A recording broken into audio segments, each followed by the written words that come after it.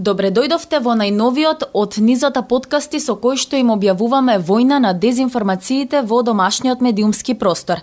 Јас, Вања Мицевска, ве водам низ објаснувањето зошто, односно како, се потценува читателската публика со објава на рецепт против рак од анонимна докторка.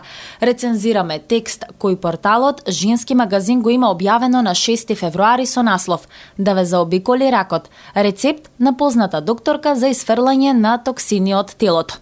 Веста, односно текстот, не содржи информации за докторката. Нема име и презиме, каква е нејзината научна релевантност и на што се базира. Научни истражувања, какви и кои се резултатите, за да може веста да ја биде корисна на целната публика. Нема релевантен извор кој може да ја потврди стручноста на споменатата докторка, особено кога се изнесува така важно тврдење дека со рецептот за кој зборува текстот се спречува ракот. Неслучајно одбираме ваков текст за рецензирање. Во време на засилен интерес на публиката за здравствени теми во актуелната пандемија и загриженоста за сопственото здравје, како и тенденциите за здрав живот, текстовите од ваков тип, каде дополнително се предлага и рецепт, стигнуваат до значајна публика. При тоа не е за занемарување и бројот на читатели кои веруваат дека доколку редовно се приготвува рецептот, ќе бидат заштитени од одредена болест. Новинарството е базирано на факти, а кредибилноста на новинарскиот производ треба да содржи елементи како вистинитост со изнесување на точност и одржливост на фактите и јасно изнесени извори на информации. Новинарот треба да ја објасни релевантноста на изворот и да го именува секогаш кога не постои потреба од заштита на неговиот идентитет.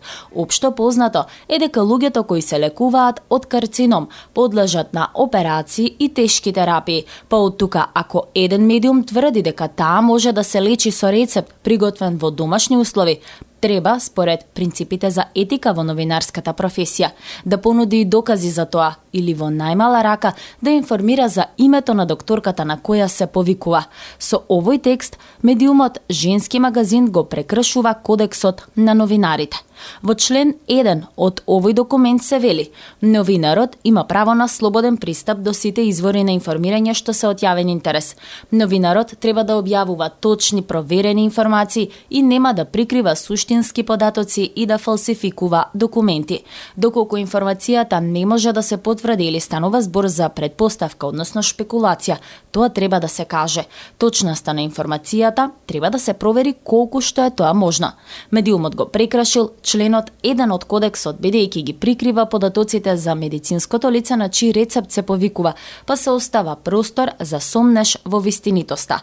Со ваквата објава прекрашен е и член 8 од кодексот во кој се вели: начинот на информирање во случај на несреќи, елементарни непогоди, војни, семејни трагедии, болести, судски постапки мора да биде ослободен од сензационализам.